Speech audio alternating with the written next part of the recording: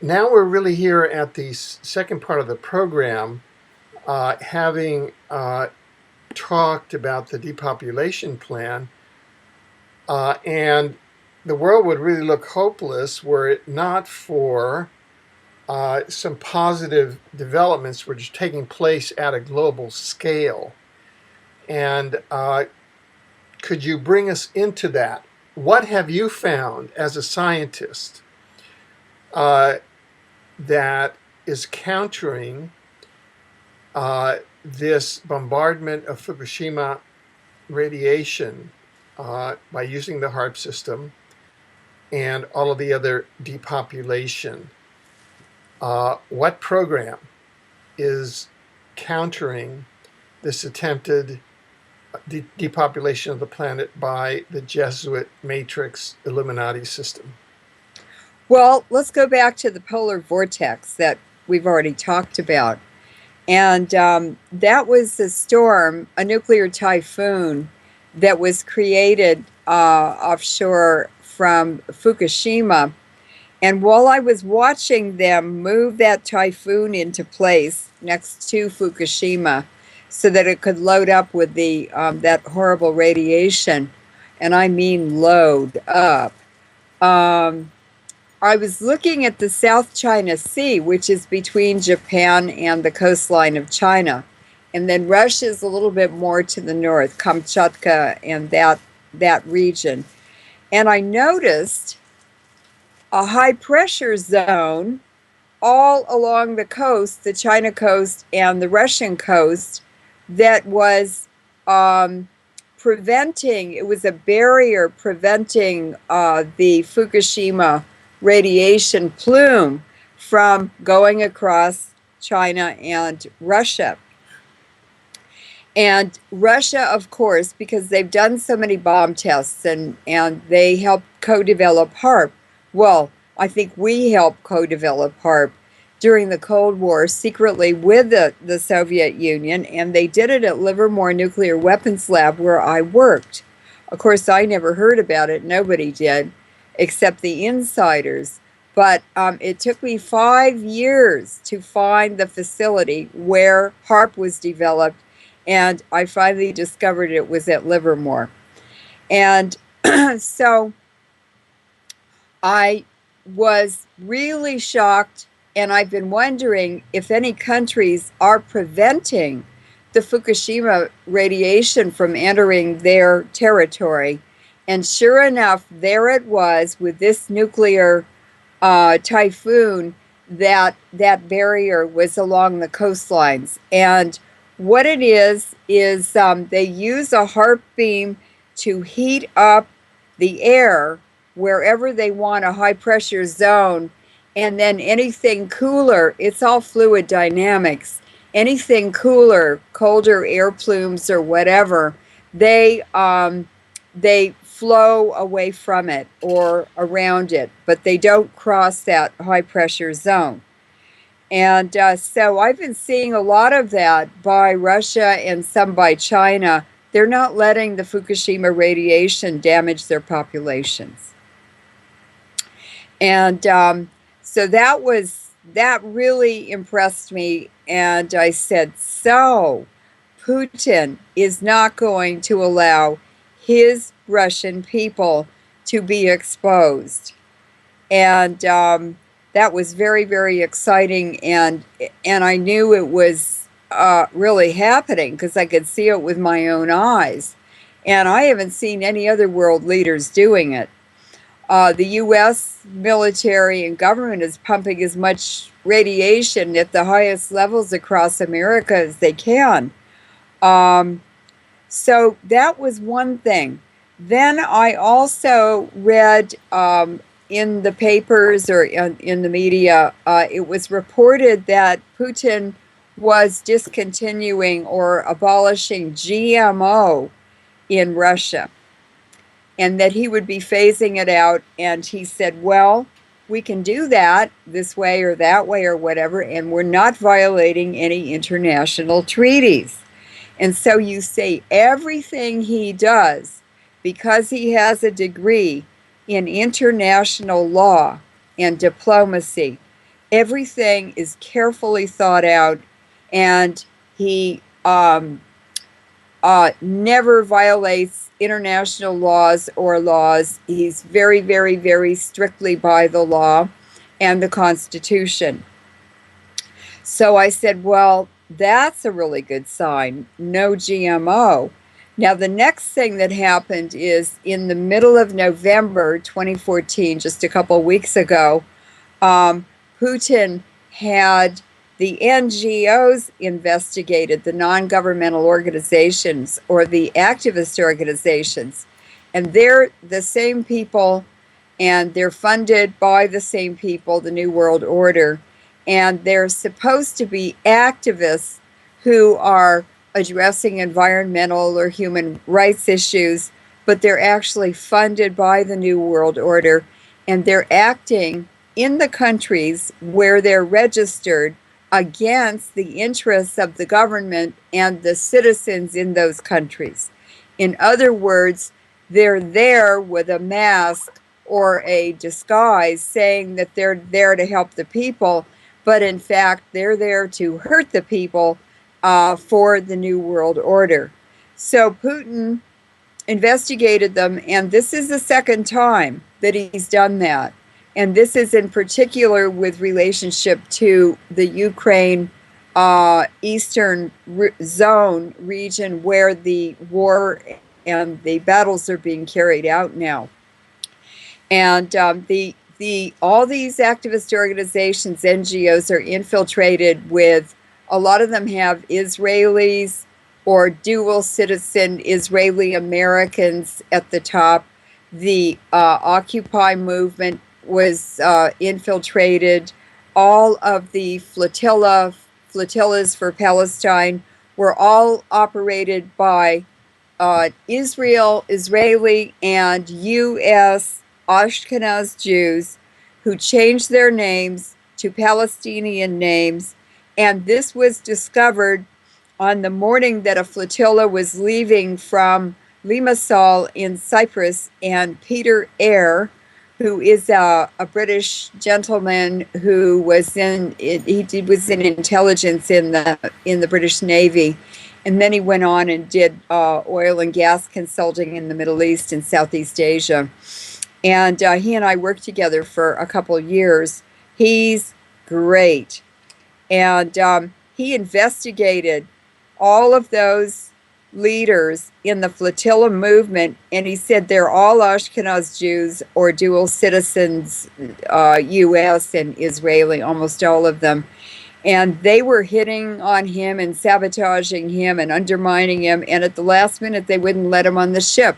And he paid his own way from England to Cyprus, thinking he would be going on the flotilla. They'd invited him to go, and they slammed the door in his face. So he was really dejected, and he called me up. He was super excited all of a sudden. He said, I went to the desk in the hotel lobby, and most of the passengers had gone on to the boat.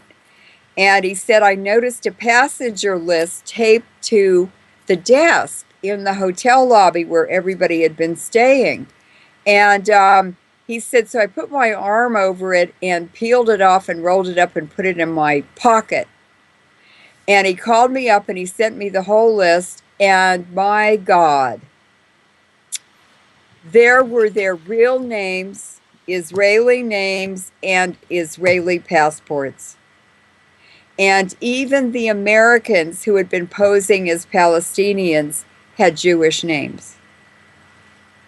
And so so that is what Putin has been investigating, because it's like having an Occupy sabotage or a colored revolution in your country. They collect all the money for the issue, and the people who are suffering, the victims, never see one penny. Right. Now, the biggest thing that Putin has done is it's the BRICS banking system. And BRICS stands for Brazil, Russia, India, China, and what's the S? South Africa. Oh, South Africa, right. And then there are other smaller countries who are members too, and Argentina will be when Cristina Fernandez Kirchner resolves her bank issue with the American banks or the bank who she's refused to repay. And her husband died for his stand and his position of refusing to pay it. They gave him a heart attack and killed him. And so she's carried on, and I feel confident that she will bring Argentina into BRICS. But BRICS is a new central bank, not connected to the banking system of the Rothschilds, and they are putting their own money. Each country is putting a deposit in to get it started. But what Putin has done is very, very clever, and it's only coming out now in the media. He and China are using the US dollar, the petrodollar, only as an intermediate exchange medium for goods and services and gold and energy. And so what China and Russia are doing now is the US and the West have artificially inflated the value of the dollar because it's the oil dollar, and they have artificially depressed the value of gold. And so what Putin is doing is he'll take dollars from the US or other countries, but he immediately, which is inflated, he immediately converts it to gold. And so does China if they get energy from Russia. They pay in US dollars, and because they have a huge pile of US dollars now that are worthless. And Putin converts it immediately into gold. And the gold, of course, is very cheap, and the dollars are very cheap also. So Russia now has 55 tons of gold bullion physically in Russia. And China also has a lot. And so what they're doing is undermining the US dollar, and they're pumping all of their economy and reaping huge profits because they're buying the gold low and selling it high or trading it for whatever they import or whatever they want to spend it on. And it's squeezing the Western economy into the dark hole of Calcutta, where it's free falling down into the bottom of the black hole of Calcutta, the economic black hole, and there's absolutely nothing the West can do. Now, what happens when the West runs out of gold? They have nothing to pay with. Well, now, let me ask you this, which is a conundrum that has been floating around in many circles that are open to this type of analysis. For example, with Kevin Annett last week, we reported that the Jesuit Pope, Bergoglio, took a plane, Alitalia, flew for 4 hours to Strasbourg last week, which is the capital of the EU Parliament, and met with Russian diplomats there, presumably around matters of the Deutsche Bank, which is they're using as a channel to shift Vatican funds because they're becoming now a principal funder of the BRICS Bank. Now, the Vatican being sort of the poisoned well, that is, they are now in control of the Jesuits, who are deeply compromised in the depopulation program. And yet, for some reason, Putin has gone beyond photo opportunities with Pope Bergoglio and gone in and made Bergoglio and the Vatican a partner in the BRICS Bank. This sort of goes beyond the Hitler-Stalin Pact in a way, and so could you speak with that? I mean, these are real issues. It's really hilarious because one of Putin's really strong points, and something he uses in international relations and diplomacy very effectively, is his advanced knowledge and certification in martial arts. And all he's doing is Sun Tzu on everybody, and he can beat the Jesuits too. Well, could you elaborate? Walk us through that Aikido. I'm Aikido, and Putin is more jiu-jitsu, I think. So could you walk us through that move? Well, what he's doing is in the martial arts, what you do is you observe your opponent and you measure your opponent and you measure his weaknesses and his strengths, and you wait until you see an opening and you move on your opponent, and you're successful or you're not successful. But it takes thinking, strategizing. You have to be honest and correct about what you're thinking and seeing in the opponent, or you can't possibly win. And it's a discipline. It's a religion. It's spiritual too. And if you sit there long enough, they'll make a mistake. And that's what he's a master at. Well, and he's also both Eastern and Western. He's both Asian and European. I mean, look at him. I call him a blonde Chinaman, but he's actually an indigenous person with the blonde Western hair and things. And I think he's he may be part Laplander or maybe part early Scandinavian tribes. He's part something. So you're saying that Putin invited the Jesuit Pope into BRICS as part of a rope-a-dope strategy? Well, they're all crooks at the top, almost all of them, and nobody's more criminal than the Vatican and the Jesuits. Right. And it's just like us dealing with corporations. Well, we might not like what a corporation does, or we may not know what it does or whatever, but we still buy goods with them and deal with them because it's just a lot more convenient and there may not be other sources. And so he's a grown-up man. He realizes these people are on the table. These are the cards in the deck that have been laid out and dealt. Or you could say these are the chessmen on the chessboard.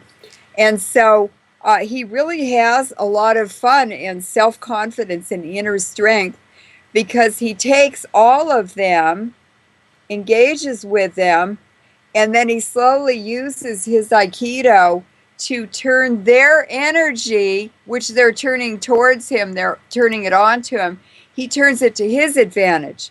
So he uses his energy and their energy to get where he wants to get. So he's turned the BRICS into the BRICS V for Vatican.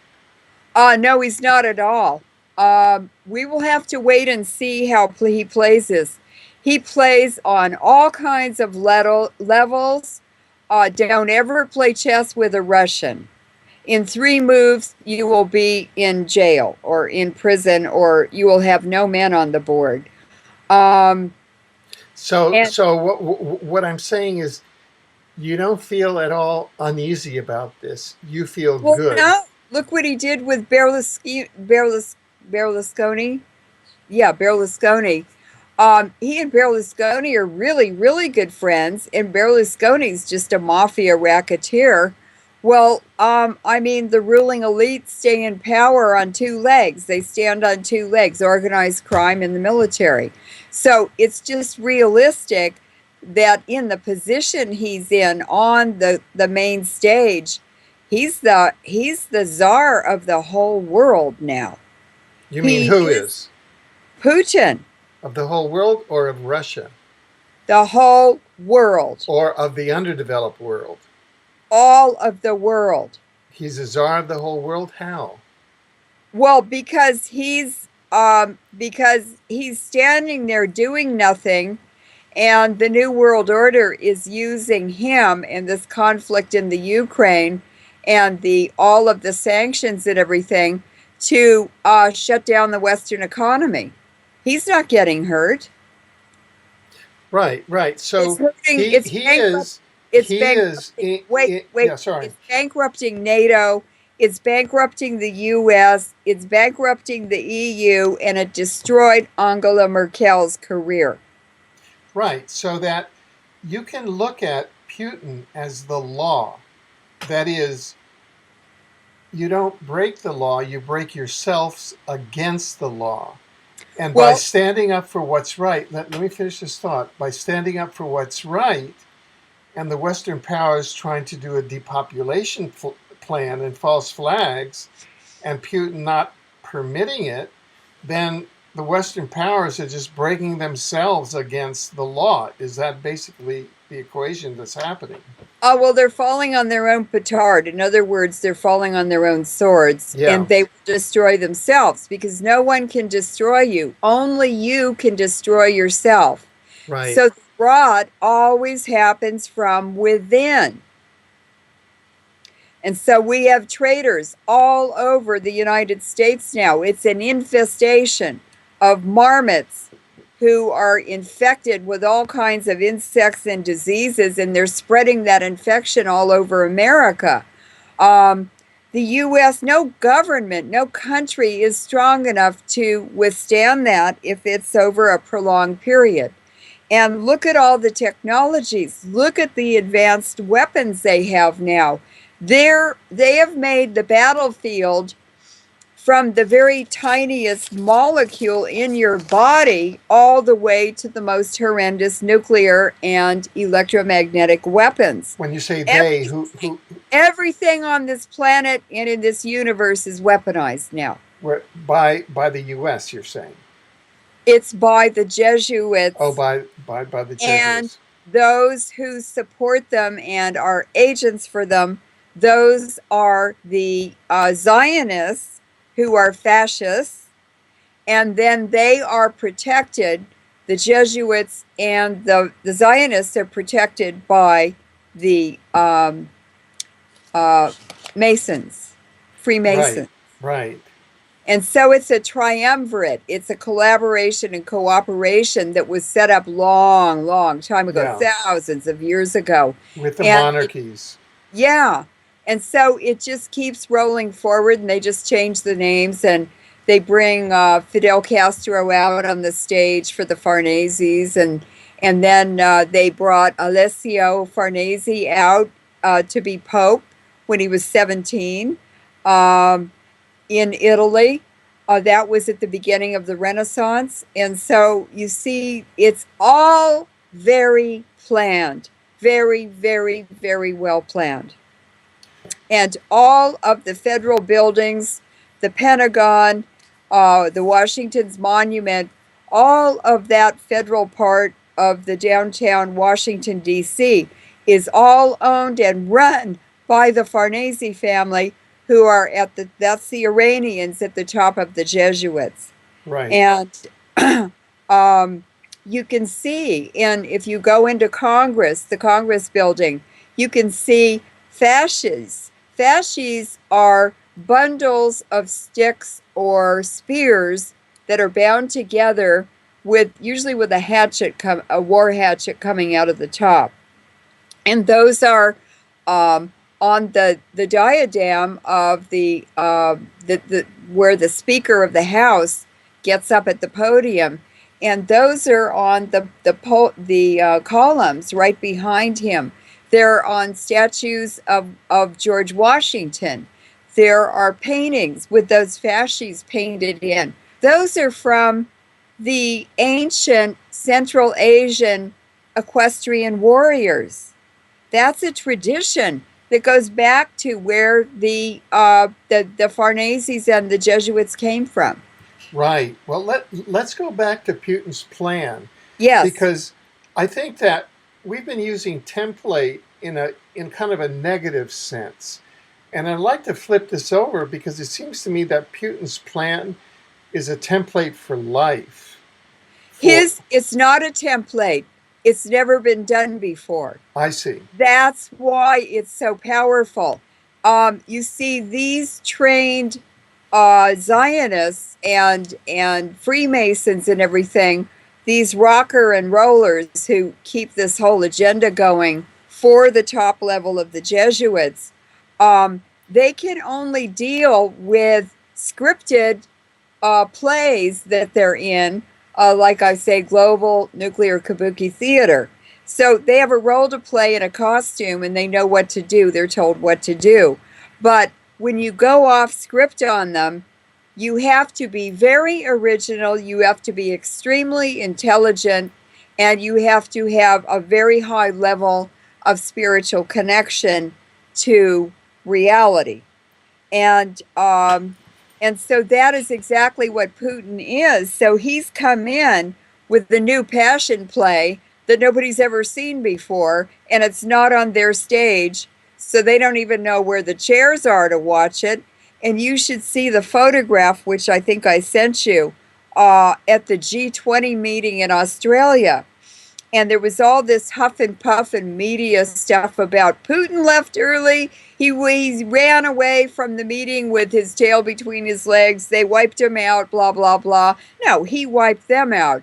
And in this picture, you can see Tony Abbott, who's a total Jesuit-trained fascist. He would kill anyone for a pair of shoes, and I mean seriously. And he's sitting with David Cameron, the Prime Minister of England, and Tony Abbott was the host of the G20 in Australia because he's the Prime Minister. And then Obama is sitting with them, and they are sitting there listening to Putin's speech at the G20. And Abbott looks more serious than I've ever seen him look. He was very, very, very, very intently listening to that, and he was sort of shocked. It wasn't what he was expecting to hear. And David Cameron's on the other side of him, and he's doing this. When an Englishman is befuddled, that's pretty good, especially when he's the prime minister. And there's Obama, and he's turned and looking at the camera with the most frightened look in his face that I've ever seen. And all of them are terrified of Putin. And if you can't respect me, Alfred, then you better be afraid of me, because that's all I have to offer. And that's what I saw on their faces. Right. And everyone, the leaders all over the world know this is all baloney and garbage. They know it's wrong, but they're locked into it. And Putin has come in like a breath of fresh air. Well, he's removing their shackles too. And Right. they respect him. They know what he's doing. They respect him. Okay. But they don't find out what he's doing until he is ready to release it. Okay, good. Now, so here we have Putin, and he's using this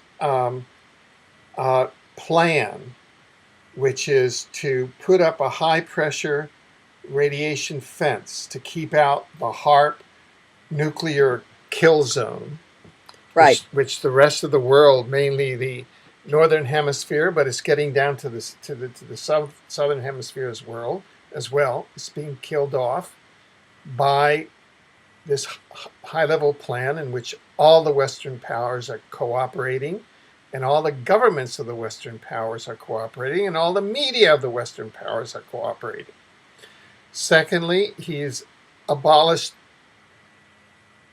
GMOs, chemtrails, all of those things. I mean, there is no chemtrailing over Russia. Is that correct or not? I don't know. Okay, okay. I don't know. We'll have to check that one out. He's cleaned out NGOs and the template of the the aliens, the gang stalkers, you know, Yes, that deconstruction of robotics that comes in to deconstruct a civil society, that's right. right? Which as we speak is seeking to implode the United States. And I want to tell you something. The Russians are very, very practical, and they're very good scientists. And they are superior to the US. What the US does is they'll get all these plans for different airplanes or weapon systems or whatever, Yeah, and they'll manufacture every one of them. They will manufacture and sell all of them, which is a huge expenditure. What the Russians do is they take all the ideas and they sit down and they modify one design, and they make it better than what was offered, and that's what they manufacture. They're very, very practical. right. And the problem with the U.S. approach is, for instance, they'll give the soldiers in the field computers with these extremely complicated computer programs, and it's very easy for the enemy to screw that up. With the Russians, they do very simple systems that do the job, and they function correctly, and Right, they're hard to defeat or sabotage. right. So they have a very practical approach. And, do you know how many peoples and nations and cultures and subcultures and history there is in the greater Russia? It's like a third of the continental world or something. It's huge. And it has many different kinds of people. So they have a huge database of different ways to do things. And it's deep time also. The US is only like 270 years old, something like that. It's not even 300 years old. Well, Russia goes back 40, 50, 80,000 years. Well, now, um, in that light, we have Russia. It's the largest landmass in the world. It's got 11 time zones. It's now being protected against this nuclear depopulation. Practically speaking, how can the rest of us humans be protected by their beneficence against the madness of these other governments that are out to exterminate us? How can we get underneath the Russian umbrella? You have to move to Russia, and it's certainly something very to consider very seriously with your children. Now, what happened to Riza Gorbachev and her husband, who was the president of Russia, is that they were born during the Stalinist purges, and it destroyed a lot of people. It was terror, worse than any terror that had happened probably on this earth. And I met Russian scientists during that period, and they were just really traumatized. You could see it in their eyes, in their body posture, and their spirits had been broken, but they were still trying. And so what happened is Gorbachev grew up at a on a what are they called, the big farms they had where everybody had to work? The Collective? collective. Yeah, so he grew up on a collective near Sochi on the Black Sea, and there was a hot spring there and a spa, and the big mucky-muck Soviet leaders would come down on a train, and they would vacation there. And Gorbachev was the head of the local political party, and so he had the job of meeting them at the train, driving them to the spa, and then sitting there and entertaining them, maybe playing backgammon or chess or something all night long. So he got to know all the top people in the Kremlin. And when he went to university in St. Petersburg or Moscow, he was fresh. He was undamaged. He was spiritually clean, and so he really, really excelled because he hadn't been beaten down in all those purges. Risa Gorbachev's father knew what was coming, so he took his children, put them on the train. He was a professional engineer or something. He gave up his career and he went way out on the Siberian Railroad into nowhere, and he was the manager of one of the train station stops. And he raised his children out there, and so when Risa came to St. Petersburg or Moscow, she was also fresh and undamaged. And so it was probably a CIA marriage by Russian intelligence. Yeah, but they got put together, and they were very, very strong and very, very powerful because they had not been traumatized and terrorized through all those purges. So what's happening is Putin is creating a peaceful, tranquil, stable country. He's gone back to the imperial period of Russia, when Russia was at the very top of countries around the world. They were at their peak. It was a magnificent country. And he's going back to that period. It fell apart because of corruption. Actually, the Tsar, who supported Lincoln in the Civil War and sent warships to New York and San Francisco to prevent the British from coming in and destroying our country for the Jesuits. Lincoln couldn't get anyone in any country to help him. But the Tsar said, when his letter came to the St. Petersburg court, he said, before it was opened, he said, "Who's that from?" And they said, "Oh, well, it's from President Lincoln." And he was in love with the hope of what America was offering, freedom and freedom of religion and self-determination and everything. And he wanted to do that for Russia, but the corruption was so deep, he was not able to overcome that. But he did help us have another 150 years of peace and freedom. He gave that to Americans. Most Americans have no idea.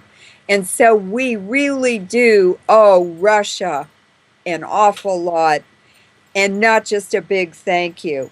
We should be returning the support and assistance and the validation and everything that Russia has given America, because they gave us our freedom. They protected it.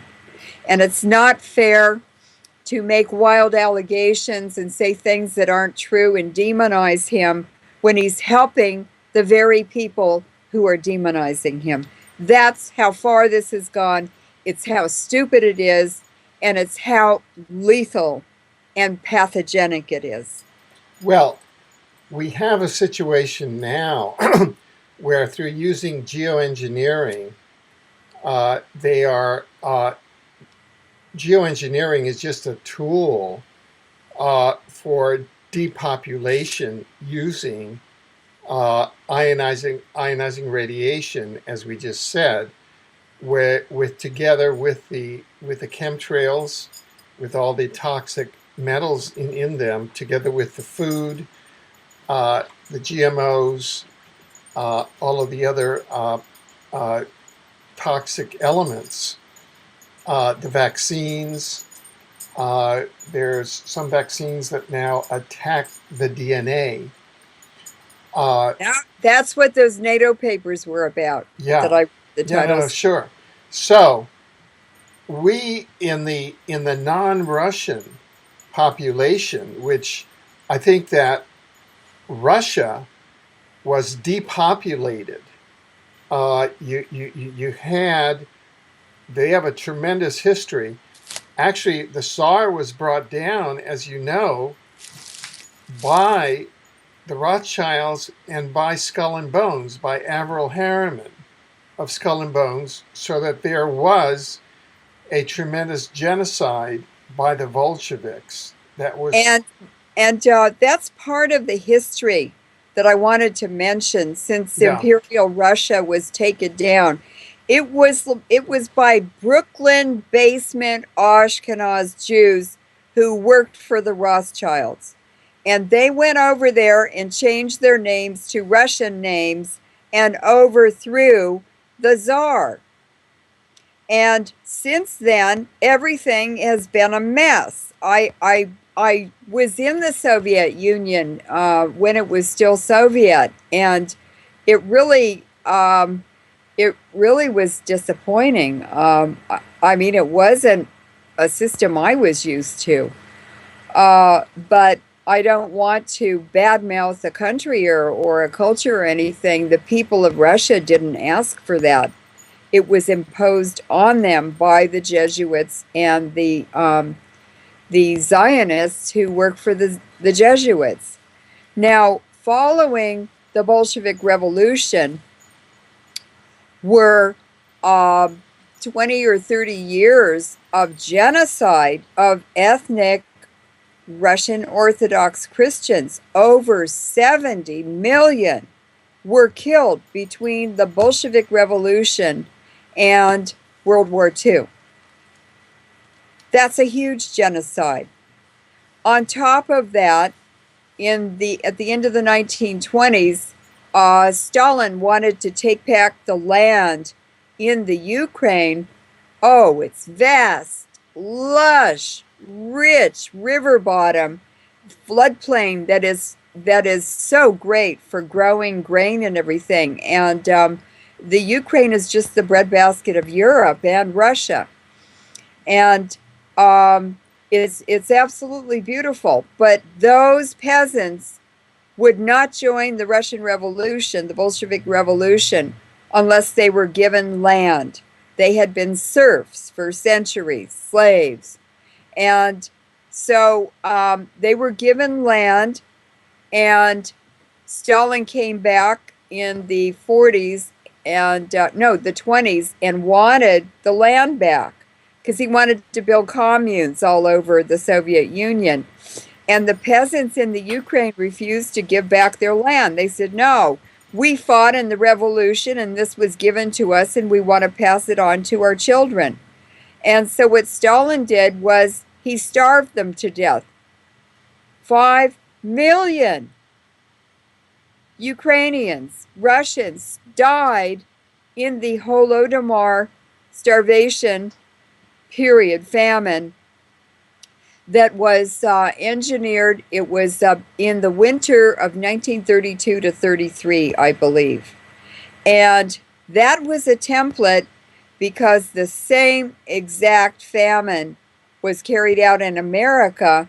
And most people don't know 7 million American farmers and their families starved to death in the U.S. It was done the same way. And Harold Ikes, who was Secretary of the Interior, was tasked with feeding all these farmers. The banks had foreclosed on them. They were rich farmers. They owned their land. And they foreclosed on them and just threw them all out into the streets. They were wandering all over the U.S. They couldn't get food anywhere. And Harold Ikes passed a law that no food could be distributed or eaten unless it had been paid for. And he slaughtered and burned 3.5 million pigs so those farmers couldn't eat them. He had food taken out and thrown overboard off of ships in the ocean. He burned food. Um, and he was the one who rounded up all the Japanese and put them in concentration camps in 5 hours in World War II. And that was a land grab. The Japanese owned very rich land all over California and other places where they lived. They're great farmers. They grew flowers. And a bunch of bankers or something wanted the land. So Harold Ikes rounded them up and put them in prison. And they never got their land back. They lost their samurai swords that had been passed down in the family for generations. They lost everything. And they were American citizens. There was no trial. There was no investigation. There was no research. There was no nothing done that their constitutional rights were violated. Absolutely. So that happened in Russia. And then in 1986, Chernobyl happened. And that was a false flag to weaken Russia so that the economy would collapse and end the Cold War. And Admiral Bhagwat, the top Indian admiral in India, the father of the Indian submarine, told me that. He said, I've been all over Russia. I've investigated lots of nuclear power plants. He said, Leuren, there's no way Chernobyl could have happened without carefully removing 12 safety measures in order, one after another in the right order, in order for that to happen. And I know we had people from the Lawrence the Lawrence Livermore Nuclear Weapons Lab all over Chernobyl. So we had to be involved in that too. And then in 1992, you see now the Russians have had a whole century of being genocided by the Americans and by the Western Economic Union. And now they know, especially after the 1992 collapse of the Soviet Union, which was because of Chernobyl. We also infected 70% of the computers in Russia with viruses. We were blowing up pipelines and infrastructure all over Russia. Nobody even knows this. And we destroyed the Soviet Union. So now they're wise to that, they're hip to that, and Putin knows what the scorecard is. He knows the players on it, and he has been prepared in an intelligence agency, in law school, international law, in dealing with the changes of politics. And he was in East Berlin and in Germany as a KGB person. He was also involved with Cuba because I saw a picture of him a couple weeks ago with Castro, and he was renting the old Russian base from Castro to rebuild it. So Putin's very, very experienced. He's not afraid of anyone or anything. He's also actually a very kind and a very generous man. I can see that in him. He's not exactly a simple man, but he's not interested in grandiosity and big watches and fancy suits and stuff like that. He's focused on the Russian people, on rebuilding Russia to the Imperial Russian state of affairs even better, and he's protecting them from the disaster that's happening to people in countries all over the world. And quite frankly, what attracted to me to begin studying him was he said about the New World Order, it will never work. It will never work. Lots of people are going to be hurt, but it will never work. Right. Now, what do you think his intentions are towards stopping this worldwide depopulation? He stopped it with regard to Russia, but no man is an island. I mean, Russia is just part of a larger ecology. If the larger ecology of the planet is being decimated, down to, you know, all of the fish species. I mean, we know what the oceans look like. Extermination. Yeah. It's a, it's an extinction. Yeah, And so what do you think his plans are at a global level from a positive point of view? Is he just buying time, or no, does he have a planetary plan? Putin has a collection of jars of spiders. And there's one jar of spiders in the Ukraine. He has to clean them out. There was a jar of spiders in Chechnya, and so he had to completely destroy that country to get rid of the spiders, the marmots of carrying disease and infection that were sucking everything out of the country. And when he had eliminated them from Chechnya and it was pretty much destroyed, he put $1 trillion into rebuilding Chechnya. And many of the educated people were fighting against him because they didn't understand what he was doing. So they left Chechnya when the Russians left. And they've all gone back and they're talking about how wonderful it is in Chechnya now. They love him. Right. And so that's what Putin's going to do. He's going to help people in different countries to clean out their jar of spiders. Now, to use that analogy, especially with people who have arachnophobia, Yeah, I can tell you that the United States is overrun with spiders.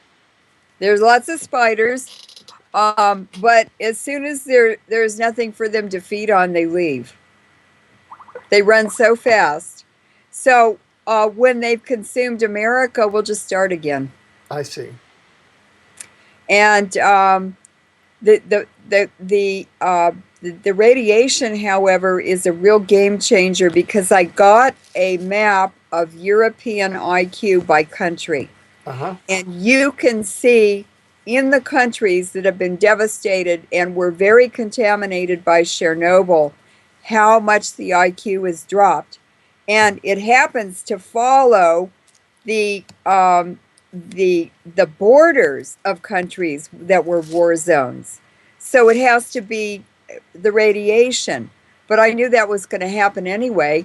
And for instance, in Serbia, the former Yugoslavia, Kosovo, those countries, the IQ has dropped 10 points compared to other European countries. And some of the numbers I don't believe. Some of the numbers I think they fudged them. But that map gives you a pretty good idea of what these nuclear wars are doing to the IQ of countries where the nuclear wars are occurring, and also countries that are downwind. Now, When you say nuclear wars, you mean the countries that are being targeted by these HAARP nuclear tornadoes and nuclear no, I mean typhoons. they have a nuclear power industry. Oh, I see. France has the biggest one. They have nuclear waste sites or storage facilities. Maybe they're taking nuclear waste. Their mafia is from other countries because they get paid a lot. And then they just bury it very sloppily, or they steal ships and fill them up with nuclear waste, and then they sink them out in the Mediterranean or down by Somalia. Yeah. And so those things are happening, and all those nuclear waste exposures, eating food that's contaminated with nuclear waste, eating seafood. Nobody should be eating any fish at all out of fresh water or salt water. It's a death sentence. Seaweed and filter feeders like oysters, clams, mussels, abalone, those bioconcentrate the radiation from the water into their bodies at 150,000 to 300,000 times higher than the contamination level in the water that they are filtering. Mm-hmm. It collects, they're like a radiation filter. Mm-hmm. Right. And so there are all kinds of where are they growing tea? The tea in Turkey is all along the coast, the northern coast, the northeastern coast, all along the Black Sea. The conditions and the climate are just perfect for growing tea. And tea is in the camellia family. And after Chernobyl happened, the Russians used HAARP because they had HAARP before we did. They used it to divert the plumes from Chernobyl in a propeller pattern into other regions and away from the big cities of Russia. And so some of it ended up along that Turkish tea growing coast. So you don't want to drink Turkish tea. Huh. It's contaminated with Fukushima radiation. And You mean Chernobyl radiation? I mean, Chernobyl, yeah, Chernobyl. Well, now it's contaminated Now with it's for Fukushima radiation. Fukushima also, You yeah. know, I'm just seeing here that we have about a little less than 5 minutes left in this segment, and I'm just wondering if there are any major points, or if you want to really get a major point across to our viewers, because this program, which is the longest that we've ever done in a single program, it's really extensive. It's the depopulation program, and then showing what Putin is doing to at least save his people, Russia. And there's a prophecy that at this time, Russia will be the hope of the world. So I turn it over to you. Well, I think that we need to follow Vladimir Putin and to support him in whatever way we can, because he's not just helping the Russian people, he's helping humanity survive this. And he can do that. He has a lot of power, he has self-control, he has resources. If anybody can do it, he can, and he has the will and the commitment to it.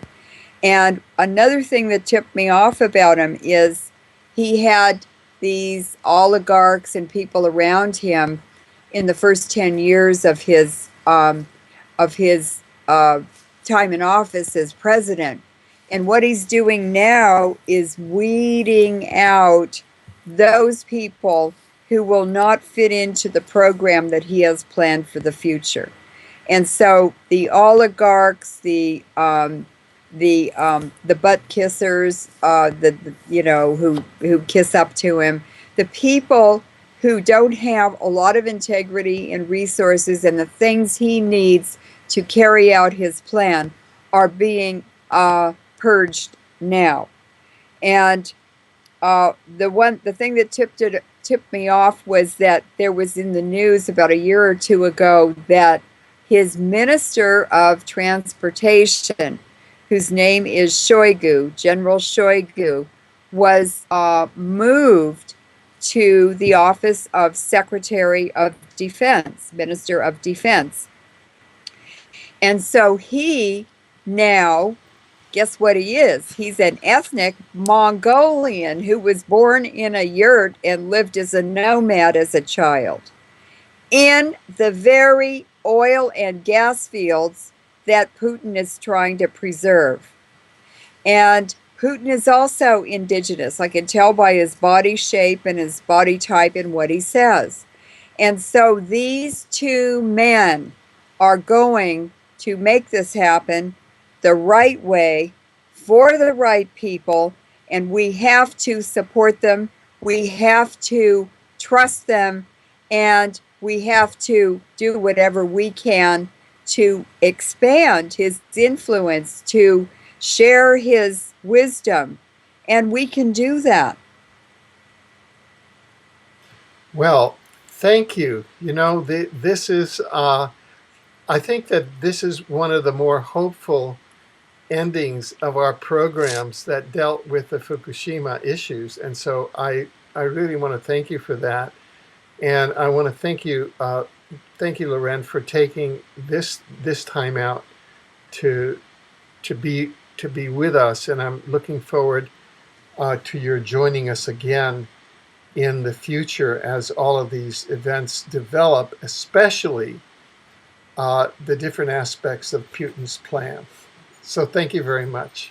Thank you, Alfred.